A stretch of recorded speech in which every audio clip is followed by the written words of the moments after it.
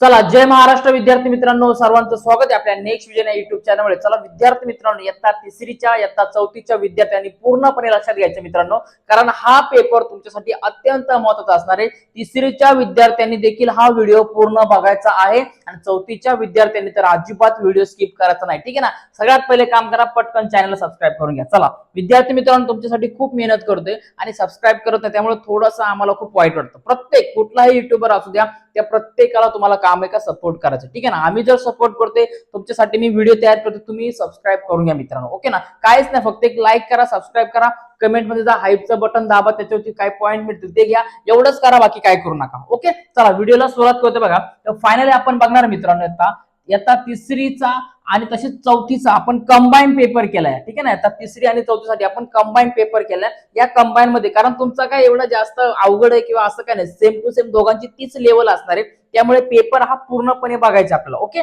चला मित्रांनो, आता सुरुवात करते बघा।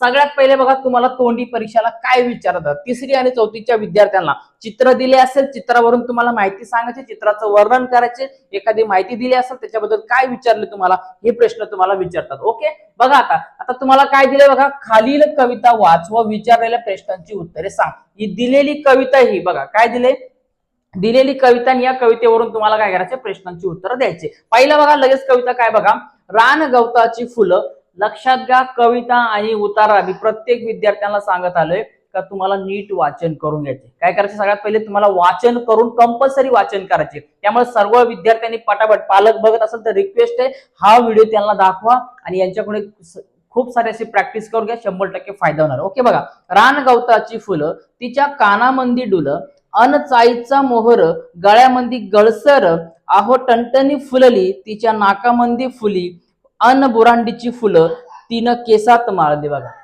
ठीक आहे। तर अशा प्रकारे बघा मित्रांनो, तुम्हाला दिलेली आता काही याच्यामध्ये आपल्याला दिसते, काही कविता दिसते, ओके। आता या कवितेवरती कोणते प्रश्न विचारलेले ते बघूया। आता सगळ्यात पहिले बघा, दिलेल्या कवितेत कोणत्या विषयाचे वर्णन आलेले आहे ते सांगायचे तुम्हाला। काय तर या कवितेत कशाचे वर्णन आले, तर लक्षात घ्या, या कवितेमध्ये आपल्याला निसर्गाचं वर्णन आलेलं बघा, बरोबर आहे। रान गवताची फुले वगैरे दिले तुम्हाला, काय काय निसर्गाचं तुम्हाला वर्णन दिलेलं आहे। पुढे बघा, गळसर या शब्दासाठी पुढील शब्दांपैकी योग्य शब्द सांग। काय का दिलेले हे शब्द आहे तुम्हाला, गळसर साठी तुम्हाला काय करायचं, लक्षात घ्या, का योग्य शब्द सांगायचं। मग गळ्यामंदी गळसर, बघा काय, डुल, पैंजण, बांगडी, माळ म्हणतो आपण, का गळसर म्हणजे काय म्हणतो, का गळ्यामध्ये असतं, तर गळ्यामध्ये काय पैंजण घालतात का नाही, डुल घालतात का नाही, बांगडी का, माळ का, बरोबर आहे। तर तुम्ही काय माळ याच्यामध्ये शब्द देऊ शकता, काय देऊ शकता तुम्ही, माळ हा शब्द तुम्ही देऊ शकता। पुढे बघा, पुढील पैकी चुकीची जोडी ओळखवत त्यामध्ये तुम्हाला काय करायचं ते सांगायचे।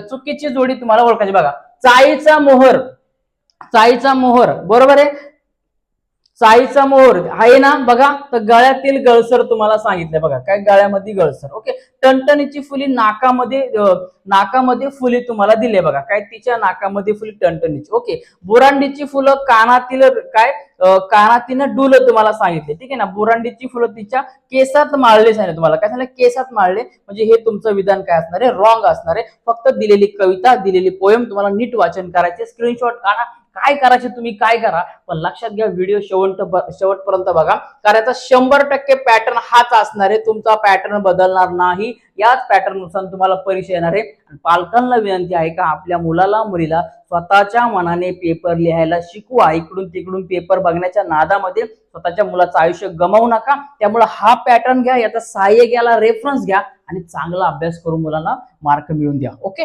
चला पुढे बघा आता मित्रांनो, केसात माळल्या जाणाऱ्या कवितेत फुलाचे नाव सांगा।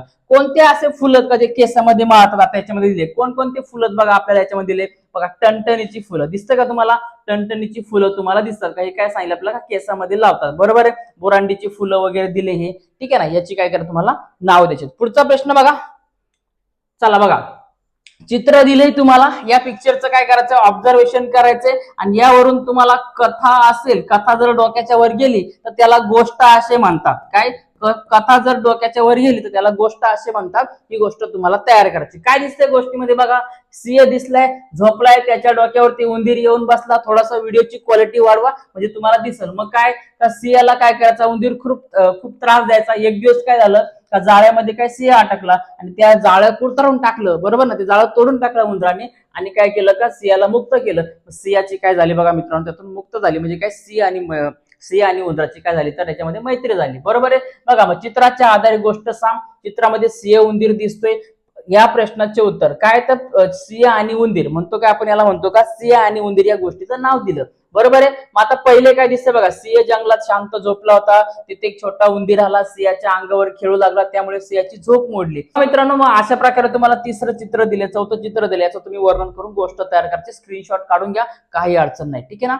नीट व्हिडिओ बघा, पूर्णपणे तुम्हाला डिटेलमध्ये समजेल. ओके चला पुढचा क्वेश्चन बघूया. आता बघा मित्रांनो काय दिलं आपल्याला, खालील दिलेला प्रसंग वाच व प्रसंगाच्या आधारे उत्तर लिहायचे. प्रसंग दिलाय बघा, कुठला प्रसंग दिलाय बघा, मुलांनो सगळे बरोबर चाला, परिपाठाच्या आधी केंद्र शाळेत पोहोचायला पाहिजे, स्पर्धा सुरू होतील. लगेचच मयूर म्हणाला, मी डब्यात गुळाची पोळी आणली, मी अंड्याची पोळी आणि चपाती आणली. जया म्हणाली, माझ्या डब्यात फोडणीचा भात आणि फोडणीची भाकरी आहे. साईना, अरे माझा डबाच घरी विसरलाय, आता मी काय करू, काय खाणार. अभिजित चिंतेने म्हणाला, आम्ही आहोत की. साईना आणि जया एकदम बोलल्या आणि मी पण, मयूर म्हणाला, ठीक आहे ना. म्हणजे अशा प्रकारे तुम्हाला काय दिलेला उत्तर आहे तो नीट काळजीपूर्वक वाचायचा, व्हिडिओ थांबवा.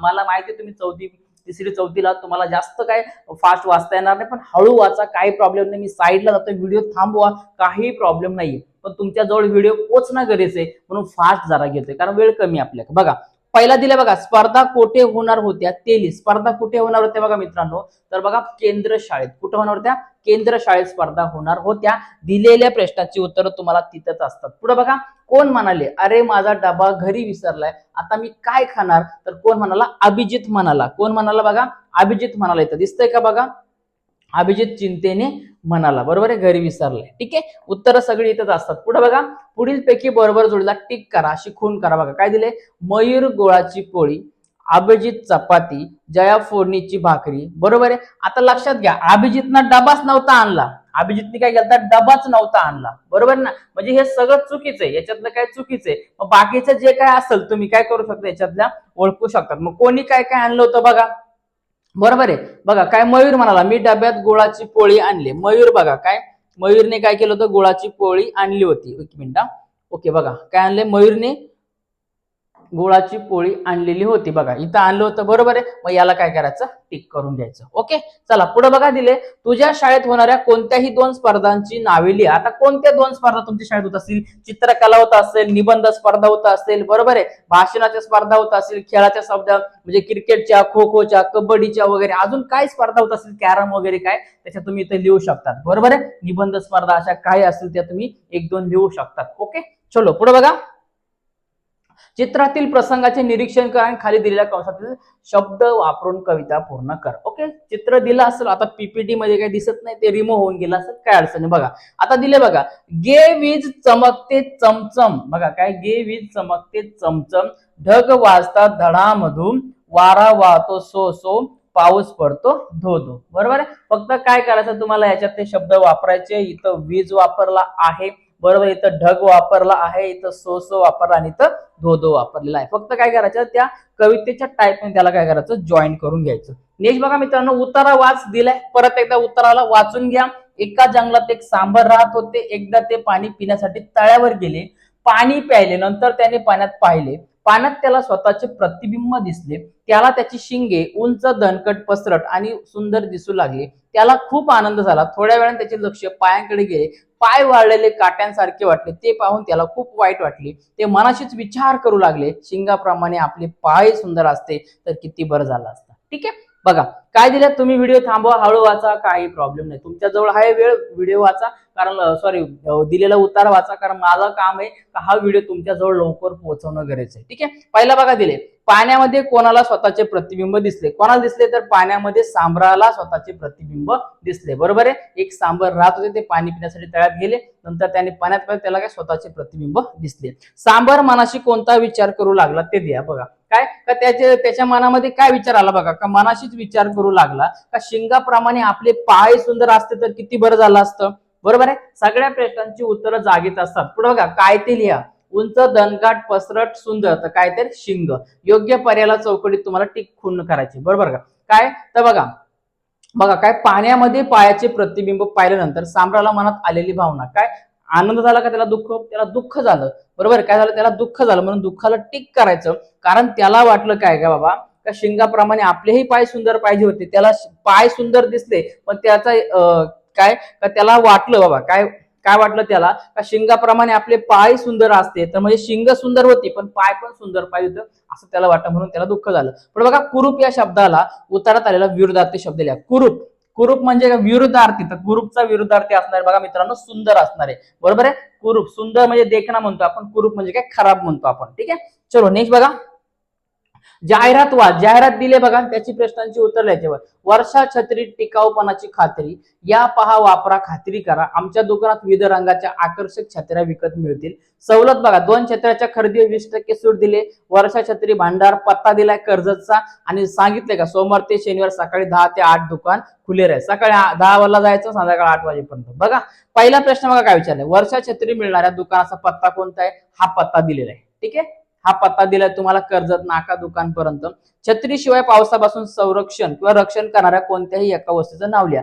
तुम्ही काय वापरतात पावसाळ्यामध्ये, छत्री असेल तर रेनकोट वापरतो, रेनकोट लिहा. अजून काय येत असेल तुम्हाला ते लिहा, काय अडचण नाही. आमच्याकडे इरणा वगैरे वापरतात ते लिहा, काय अडचण नाही. पुढे बघा, छत्रीवर सूट केव्हा मिळेल. ठीक आहे ना, इथं तुम्ही लिहा. तुम्हाला इरणा आमच्याकडे म्हणतात, घोंगडी वापरतात, तुमच्याकडे काय असेल ते पोतं बितं घाला, मी शाळेत जायचो, तुम्ही लिहा काय असेल ते. छत्रीवर सूट केव्हा मिळेल ते लिहा. बघा काय 2 जर छत्र्या घेतल्या तेव्हा किती मिळेल, 20% सूट मिळेल. आणि दुकान कोणत्या दिवशी बंद राहील ते लिहा. तर इथं दिले तुम्हाला सोमवार ते शनिवार दिले, म्हणजे याचा अर्थ तुमचा जो संडे असेल किंवा रविवार आपण म्हणतो त्या दिवशी दुकान कसं असणार आहे, क्लोज असणार आहे. ठीक आहे. चलो पुढे बघा, दिलेल्या शब्दासाठी तुला माहित असलेला समानार्थी शब्द लिहि. बघा पुष्प दिलाय, पुष्प म्हणजे काय असतो, फुल असतो. पुष्कळ म्हणजे काय, जास्त म्हणतो आपण. ठीक आहे ना, पुष्कळ, बस पुष्कळ झाला आता. ठीक आहे ना. पुढे बघा, जननी म्हणजे काय, माता, आई, सरिता. पुढे बघा, अधोरेख शब्दाच्या कंसातील शब्द वापरून वाक्य पुन्हा लिहायचे. ठीक आहे ना. बघा, तो धावत मैदानावर गेला. ठीक आहे ना, हा धावत मैदानावर गेला, पण त्याच्या जागी काय करायचं, तोच्या जागी सुनील लावायचा. मग काय, सुनील धावत मैदानावर गेला. पुढे बघा, खारुताई पटकन झाडावर चढली. ठीक आहे ना, तर खारुताई शब्द काढायचा, ती लावायचा, ती पटकन झाडावर चढली. ठीक आहे, ती पटकन झाडावर चढली. सिंपल आहे, काय लोड घ्यायची गरज नाही. सूचना फलक दिलाय बघा, वाचा, त्याची प्रश्नांची उत्तर द्या. 10/11/25 चा दिलाय. 14/11/2025 आपल्या शाळेत बाल दिन साजरा होणार आहे, तर त्या निमित्ताने बालसभा आयोजित केली आहे. तर बालसभेत ज्या विद्यार्थ्यांना भाषण करायचं आहे त्यांनी आपली नावे वर्ग शिक्षकाकडे आजच द्यावी. ठीक आहे ना. मुख्याध्यापक बघा, मग काय दिलं आता, नीट वाचन करून घ्या, व्हिडिओ थांबा, काही प्रॉब्लेम नाही. बघा, योग्य पर्यास गोल कर. बघा काय सांगितले, वरील सूचना कोणासाठी आहे बघा, कोणासाठी बघा, रोजी आपल्या शाळेत बालदिन साजरा होणार, तर या निमित्ताने बालसभा आयोजित केले. तरी बालसभेत ज्या विद्यार्थ्यांना भाषण करायचं, म्हणजे कोणासाठी, तर हा विद्यार्थ्यांसाठी असणार आहे. पुढे बघा, सूचना कोणी दिली आहे ते लिहा. तर कोणी, हे मुख्याध्यापक यांनी दिलेली आहे. आणि भाषण करणाऱ्या विद्यार्थ्यांना आपली नावे वर्ग शिक्षकाकडे कोणत्या तारखेपर्यंत तुम्हाला द्यायची आहे, तर लक्षात घ्या, आपल्याला सांगितले का 10 तारखेपर्यंत. किती ना, किती, 10 तारखेपर्यंत तुम्हाला काय करायचं, आपल्या शिक्षकांकडे आपल्या नावं तुम्हाला द्यायची आहे. ओके. नेक्स्ट क्वेश्चन बघा आता, बालदिनानिमित्त तुमच्या शाळेत किंवा तुझ्या शाळेत कोणते खेळ खेळले असे तुम्हाला वाटते, यादी करा. कोणते खेळ तुम्हाला वाटते, कबड्डी, फुटबॉल, व्हॉलीबॉल, चेंडू फळी म्हणजे क्रिकेट असेल, खो खो वगैरे असेल, काय असेल ते तुम्ही भावरा बिवरा काय वाटते तुम्हाला ते लिहा. इथं तुमचे खेळ काय, रिंगोरच्या वगैरे लिहा, काय अडचण तुम्हाला वाटणार आहे. ठीक आहे, तुम्हाला कोण घरी येणार नाही विचारायला का हेच का लिहिले. पण बघा, योग्य विरामचिन्ह वापरून वाक्य पुन्हा लिही. तू ही कसली चित्र काढली आहेस, म्हणजे विचारले आपण, तू ही कसली चित्र काढले, म्हणजे प्रश्न चिन्ह केलाय, म्हणजे तो तुम्हाला द्यायचे क्वेश्चन मार्क. पुढे बघा, अगं आई ती एक गमत आहे, अगं आई एक ती गमत आहे, अगं म्हणजे अरेच्या, अगं वगैरे किती मोठा साप, म्हणजे आपण आश्चर्यचकित होतो, त्याला म्हणतात एक्सक्लेमेटरी सेंटेन्स, उद्गारवाचक चिन्ह. मग दिलेल्या सेंटेन्सला इथं कॉमा द्यायचा आई नंतर, आणि इकडे तुमचे येणार उद्गारवाचक चिन्ह. ओके, नीट समजून घ्या, काही अडचण नाही. ओके, तर फायनली विद्यार्थी मित्रांनो, अशा प्रकारे आपण 3री आणि 4थीचा पॅटचा पेपर मराठीचा कसा होणार आहे, पूर्ण पॅटर्न सहित 100% पॅटर्न सहित व्हायचा आहे. असाच पॅटर्न असणार आहे. व्हिडिओ परत रिपीट बघा, व्हिडिओ पॉज करा, थांबा, उतारे वगैरे नीट वाचा आणि लक्षात घ्या, चांगला पेपर द्या. ओके, मॅथचा पेपर वगैरे असेल, त्याच्या IMP असेल, त्याचा पॅटर्न वगैरे असेल, 100% आपल्या युट्यूब चॅनलवरती अवेलेबल होणार आहे. तो पण व्हिडिओ टाकणार आहे, सर्वांनी बघायचे. पण त्यापूर्वी मित्रांनो, तुम्हाला जितकं पॉझिटिव्ह होईल, जितकं सपोर्ट होईल, तितका माझा चालू आहे. आपल्या कैलास सर मॅथ्स अकॅडमी आणि नेक्स्ट विजन या दोन्ही युट्यूब चॅनल सबस्क्राईब करायचे. काय करायचंय, मी जर तुम्हाला पाठिंबा देतो, तुमच्यासाठी रात्रंदिवस मेहनत करतोय, तर तुम्ही मेहनत म्हणून फक्त काम करा, आपल्या युट्यूब चॅनलला सर्वांनी सबस्क्राईब करा. ओके, चला भेटूया आता मित्रांनो पुढच्या व्हिडिओमध्ये. सर्वांनी परीक्षेसाठी तयारी करा, चांगला अभ्यास करा आणि सर्वांना पेपरसाठी माझ्याकडून सगळ्यांकडून आपल्याला खूप खूप साऱ्या शुभेच्छा. भेटूया आता मित्रांनो पुढच्या व्हिडिओमध्ये. तोपर्यंत सर्वांना दिल से जय महाराष्ट्र.